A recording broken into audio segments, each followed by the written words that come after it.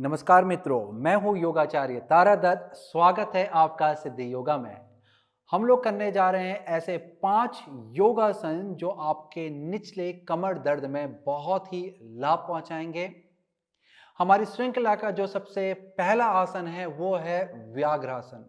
व्याघ्रासन आपके पीठ और मेरुदंड में यानी कि पीठ की मांसपेशियों में और मेरुदंड में सजगता को बढ़ाता है, रक्त के संचार को और ऊर्जा के संचार को बढ़ाता है, साथ ही साथ नितंबों में मजबूती लेके आता है, पेट को कम करने के लिए भी सहायक है और पेट की मांसपेशियों को मजबूत बनाता है। दोस्तों, याद रखना कि कूल्हे की मांसपेशी आपके कमर को सहारा देती है। यदि कूल्हे की मांसपेशी या फिर आपके पीठ की मांसपेशी में कमजोरी है, पेट बाहर को निकला हुआ है, तो ऐसे में आपके पीठ के निचले वाले हिस्से में दर्द की संभावनाएं बढ़ जाती है। इसलिए आपको पीठ के साथ साथ पेट की मांसपेशी और कूल्हे की मांसपेशी में भी मजबूती बढ़ानी चाहिए। चलिए चलते हैं व्याघ्रासन के लिए।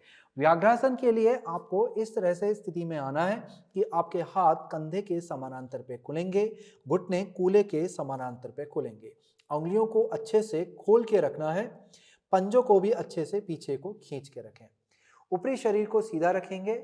चलिए, यहां से श्वास को भरते हुए दाएं पांव को उठाएंगे, घुटने को मोड़े रखेंगे, अपने टखने पे अच्छा सा खिंचाव दें, पेट को नीचे जाने दें, हृदय को जाने दें। इसके बाद सिर को ऊपर की तरफ को उठाएंगे, पीठ में अच्छा सा आर्च लेके आएंगे। अब श्वास को छोड़ते हुए पीठ को ऊपर को उठाएंगे, हथेलियों पे दबाव बनाएं, घुटने को हृदय के पास पे लाएं और सिर को धीरे से घुटने के पास पे लेके जाएंगे। अब फिर से आपको दाएं पांव को ऊपर को उठाना है, श्वास को भरते हुए ऊपर लेके जाएंगे और श्वास को छोड़ते हुए पांव को नीचे लेके आएंगे, घुटना और सिर पास में आएगा। बहुत अच्छे, इसी प्रक्रिया को दोहराएंगे। श्वास को भरते हुए ऊपर की तरफ लेके जाएंगे, अच्छा सा आर्च यहाँ पर बनाना है। ध्यान रखेंगे दोस्तों, आपको पैर को तिरछा नहीं करना है, टेढ़ा नहीं करना है, इसे सीधा रखना है। यदि कूल्हे की तरफ अगर आप ऊपर से ध्यान देंगे तो यहाँ पर कूल्हे दोनों एक दूसरे के समानांतर पे बने हुए हैं, तो ये स्थिति आपको बना के रखनी है। श्वास को छोड़ते हुए धीरे से घुटना माथे के पास पे आएगा। अब वापस से श्वास को भरते हुए पांव को ऊपर उठाएं, श्वास को छोड़ते हुए नीचे लाएं, श्वास को भरते हुए ऊपर, अच्छा सा आर्च बनाएंगे, श्वास को छोड़ते हुए नीचे लाएंगे। बहुत अच्छे। अब पैर को बदलेंगे। अब यही स्थिति को हमने दूसरे पांव से दोहराना है, तो ध्यान रखेंगे स्थिति को। श्वास को भरते हुए बाएं पांव को ऊपर लेके जाएंगे, घुटने को मोड़े रखेंगे, पेट को सामने की तरफ खोलना है, हृदय को खोलना है, सिर को ऊपर की तरफ उठाएंगे। श्वास को छोड़ते हुए धीरे से नीचे लेके आएंगे, पीठ के मध्य वाले भाग को ऊपर उठाएंगे, घुटने को सामने लाएं और सिर को घुटने के पास ले जाने का प्रयास करेंगे। वापस से पांव को ऊपर ले जाएं, श्वास को छोड़ते हुए नीचे लाएं, श्वास को भरते हुए ऊपर, श्वास को छोड़ते हुए नीचे, श्वास को भरते हुए ऊपर, श्वास को छोड़ते हुए नीचे, श्वास को भरते हुए ऊपर, श्वास को छोड़ते हुए नीचे। एक बार और करेंगे, श्वास को भरते हुए ऊपर और श्वास को छोड़ते हुए नीचे। तो इस तरह से ये आपका व्याघ्रासन का अभ्यास हो गया है। ध्यान रखेंगे दोस्तों, इस स्थिति को करते वक्त आपको कलाइयों पे ज़्यादा दबाव नहीं देना है, नहीं तो आपके कलाइयों में दिक्कत आएगी। यदि कलाइयों में थकान आ रही है तो आप एक पांव से करने के बाद वापस से आकर के बैठ जाएं। कलाइयों को इस तरह से गोल घुमाएंगे एक दिशा से दूसरी दिशा की ओर, ताकि कलाइयों में आराम आ जाए और फिर आप इसी अवस्था को दूसरे पांव से दोहराएंगे। धीरे धीरे अभ्यास को अपने एक तरफ से करना है, फिर दूसरी तरफ से करना है और अभ्यास को शुरुआत में 4 से 6 बार ही करना है। यदि आपका अभ्यास सही होने लगे, शरीर से स्थिति सही बनने लगे, तो फिर इसी अभ्यास को आपने धीरे धीरे बढ़ा करके इसे 8 तक, 6 से 8 तक लेके जाना है और स्थिति पे थोड़ा सा रुकने की भी कोशिश कर रही है, यानी कि पांव उठाने के बाद थोड़ा सा 1-2 क्षण रुकेंगे और फिर नीचे आते वक्त भी 1-2 क्षण रुकने का प्रयास करेंगे। शुरुआत में आपको रुकने की जरूरत नहीं है, परंतु जैसे जैसे आपका अभ्यास अच्छा होगा और आप ज़्यादा फायदा इस अभ्यास का उठाना चाहते हैं, तो तब आप कुछ क्षण रुकना चाहेंगे। चलिए हम लोग चलते हैं अगले अभ्यास की ओर। तो हमारा दूसरा अभ्यास है जो आज की श्रृंखला का है, वो है भुजंगासन। भुजंगासन के लिए हम लोग पेट के बल लेट जाते हैं। स्थिति इस तरह से होती है कि पंजे कूल्हे के समानांतर पे खुले रहते हैं, पंजों पे अच्छा सा खिंचाव देना है और जंघा की मांसपेशी को सक्रिय करना है। अपने कूल्हे की तरफ यदि आप ध्यान देंगे तो कूल्हे यदि आपके ऊपर की तरफ ज़्यादा उठे हुए हैं और कूल्हे का नीचे वाला हिस्सा ज़मीन से नहीं लगा हुआ है, तो आपको कूल्हे को गोल घुमाते हुए नीचे जंघा की तरफ ले जाना है और उसके बाद आपके कूल्हे का जो आगे का हिस्सा है यानी कि नितंब जो पीछे के हिस्सा है उसे गोल घुमाते हुए नीचे ले जाते हैं और कूल्हे का आगे वाला हिस्सा नीचे जमीन की तरफ दबता जाता है। तो यहाँ पर दबाव आपको बना के रखना है। आपके हाथ हृदय के ऊपरी वाले हिस्से पे लगे हुए रहेंगे और कोहनी ही शरीर के पास आकर के मिलेगी। तो ये स्थिति है हमारी भुजंगासन की। ये हमारी स्थिति यहाँ से शुरुआत होती है, फिर यहाँ से हम लोग भुजंगासन की तरफ को बढ़ते हैं। अच्छे से पैर पे खिंचाव बना के रखें, कूल्हे को दबाएं। अब यहाँ पर धीरे से श्वास को भरते हुए हथेली पे दबाव बनाएं और धीरे धीरे धीरे धीरे हृदय को ऊपर उठाएंगे। कंधों को गोल घुमाते हुए पीछे और नीचे लेके आ जाएं। हृदय को सामने की तरफ खोलेंगे। ध्यान देंगे दोस्तों, पंजों को अच्छे से खींचना है पीछे की तरफ, कोहनी को शरीर से चिपका के रखना है, उंगलियों को खोल के रखना है और जितना हो सकता है हृदय को सामने की तरफ खींचने का प्रयास करेंगे। बहुत ही अच्छा आसन है भुजंगासन।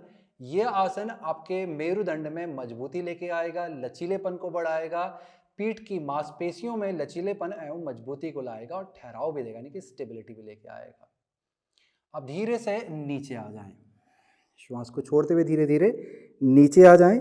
यदि आप ज़्यादा नहीं उठ सकते हैं तो आप सिर्फ कंधे और पसलियों का ऊपरी हिस्सा आप जमीन से ऊपर उठाएंगे, यानी कि जो आपके अपर रिब्स हैं उनको आप हल्का सा जमीन से उठा करके इस तरह से इतनी अवस्था पे भी आकर कर रोक सकते हैं। और यहाँ से थोड़ा ऊपर जा सकते हैं तो आपने अपने खाली पसलियों को ऊपर उठाना है, पेट नीचे रहेगा। जो तीसरी अवस्था है इसमें हमारा पेट भी हल्का सा ऊपर आ जाता है पर नीचे जो कूल्हे वाला हिस्सा है वो लगा रहता है। तो ये अलग अलग अवस्थाओं में अभ्यास होता है। आप अपने शरीर के अनुसार जितना आपका शरीर जा सकता है आराम पूर्वक उतना लेके जाएं। चलिए अभ्यास को एक बार और दोहराते हैं। हाथों की स्थिति बना लें, दोबारा से उंगलियों को फैला लें।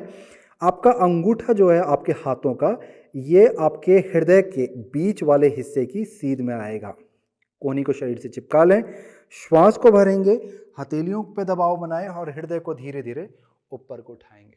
जितना हो सकता है हृदय को सामने की तरफ खींचें, कंधों को नीचे लेके आए, कंधों को उठने ना दें, गर्दन के पास इसे नीचे रखें, पंजों पे अच्छा सा खिंचाव बनाएं।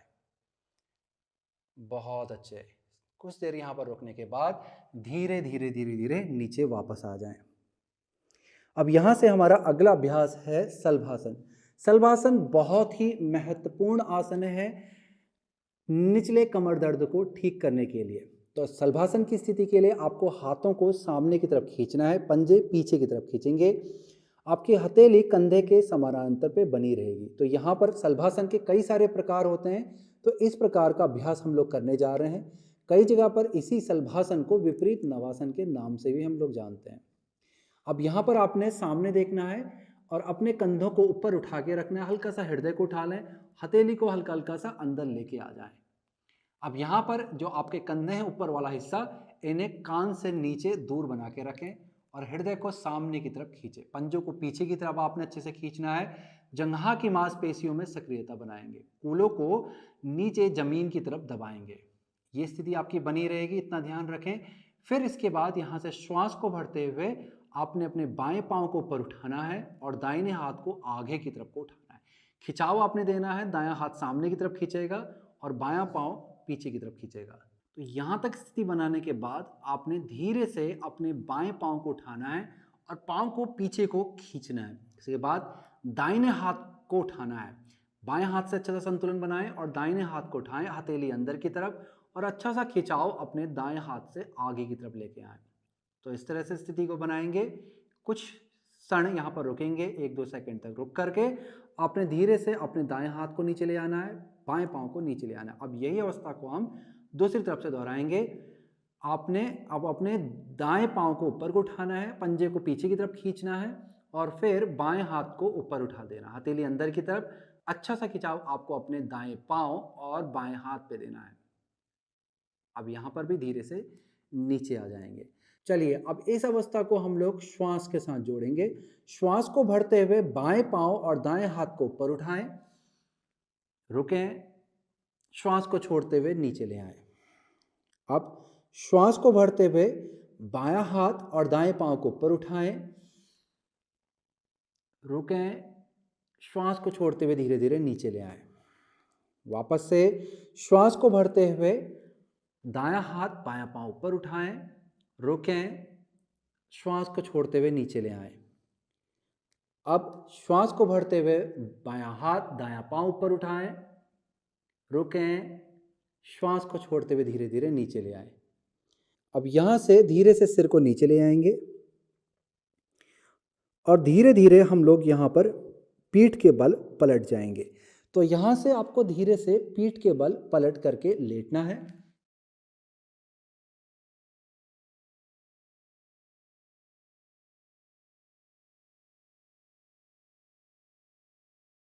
अब यहां पर पीठ के बल लेटने के बाद पैरों को मोड़ के रखना है, पंजों को चिपका लें, घुटनों को भी पास में रखें।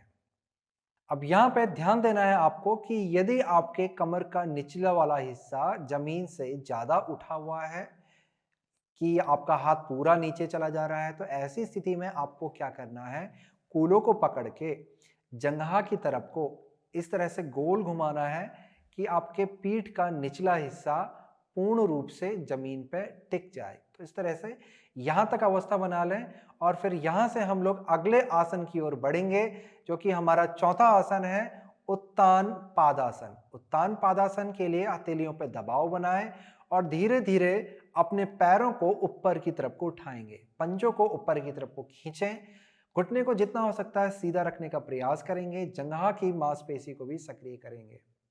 ये आसन आपके पीठ की मांसपेशियों में ठहराव लाएगा और पेट की मांसपेशियों को मजबूत बनाएगा, पेट को भी अंदर करेगा ताकि पीठ का दर्द आपका चला जाए। अब यहाँ से आपको हाथों को ऊपर उठाना है, स्थिति को यहाँ तक बना सकते हैं, आराम पूर्वक यहाँ पर रुकें कुछ क्षण तक और श्वास और प्रश्वास आपका चलता रहेगा। यदि आप इस स्थिति को थोड़ा और कठिन बना करके और ज़्यादा लाभदायी बनाना चाहते हैं, श्वास यहाँ पे लंबा भरें, श्वास को छोड़ते हुए धीरे धीरे सिर को ऊपर को उठाएंगे और हाथों को पैरों की तरफ खींचने का प्रयास करेंगे। तो यहाँ तक आप आकर के रुक सकते हैं, स्थिति को बनाए रखेंगे। लगभग आपने इस स्थिति को 5 से 10 सेकंड तक रोकना है और उसके बाद धीरे धीरे अपने पैरों को और हाथों को नीचे लेके आ जाना है। इस अभ्यास का फल ज़्यादा से ज़्यादा प्राप्त करने के लिए इसको आप कम से कम 4 से 5 बार अभ्यास करेंगे। तो ये था हमारा चौथा अभ्यास उत्तान पादासन का। इसके बाद हम लोग चलते हैं आखिरी अभ्यास की ओर, जो है हमारा आनंद बालासन। जैसा कि नाम है वैसा ही ये आसन है, बहुत ही आनंददायी आसन है। इसके लिए आपने पैरों को मोड़ते हुए हृदय के पास लाना है, पंजे ऊपर की तरफ आएंगे, फिर धीरे से हाथों को उठाते हुए अपने पैर के बाहरी हिस्सों को यानी कि आउटर एड्ज को आप पकड़ लें, पंजों को फैलाएं।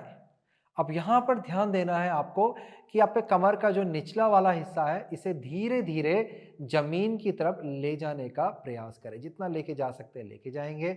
शुरुआत में चाहे तो आप सिर को उठा करके अपने कूलों को जमीन की तरफ लेके जाएं ताकि आपके कमर का नीचे वाला हिस्सा जमीन की तरफ पहुंच जाए। स्थिति को आप यहाँ भी बना के रख सकते हैं और गर्दन को नीचे ला के भी रुक सकते हैं। यदि आपका जो कमर का निचला वाला हिस्सा है वो जमीन से फिर से ऊपर उठ जा रहा है, तो आपको गर्दन को उठा के रखना है, सामने की तरफ देखेंगे, पैरों को फैला के रखें। यह आसन आपके पीठ की मांसपेशियों में ठहराव लाएगा यानी कि स्टेबिलिटी लाएगा और एक अच्छा सा खिंचाव भी देगा ताकि जो आपके मेरुदंड की जकड़न है, जो आपके मांसपेशियों की जकड़न है, वो दूर हो जाएगी और आपके मेरुदंड के अंदर यानी कि आपकी रीढ़ की हड्डी के अंदर जगह, उसमें स्पेस बनना शुरू हो जाएगा, उसमें जो भी छोटी मोटी दिक्कतें हैं वो दूर हो जाएंगी। यहाँ पर आप चाहें तो दाएं से बाएं, बाएं से दाएं हल्के हल्के लुढ़क भी सकते हैं। एक बच्चे की स्थिति ये होती है, इसीलिए इसे हम लोग आनंद बाल आसन कहते हैं, हैप्पी बेबी पोज। यदि आपकी गर्दन ज़्यादा थक रही है तो गर्दन को आप नीचे रख करके भी अभ्यास कर सकते हैं या फिर उठा करके ही स्थिति को बनाए रखें। अब यहाँ पर वापस आने के लिए दोनों पैरों को वापस से मिलाएंगे, हथेली को नीचे लेके आ जाएंगे। तो ये थे हमारे 5 आसन जो कि निचले कमर दर्द के लिए बहुत ही ज़्यादा लाभकारी होते हैं। इन आसनों को यदि आप रोजाना करेंगे तो आप कुछ ही दिनों में काफ़ी फ़र्क अपने कमर दर्द पे महसूस करेंगे। चलिए, इसी के साथ करता हूँ मैं इस वीडियो की समाप्ति। नमस्कार।